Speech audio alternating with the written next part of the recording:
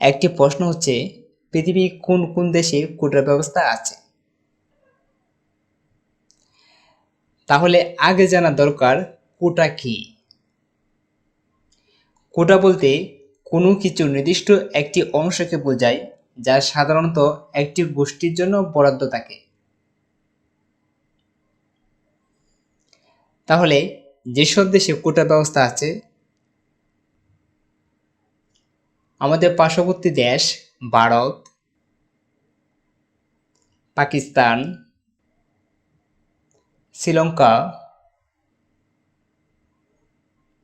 Nepal, Malaysia,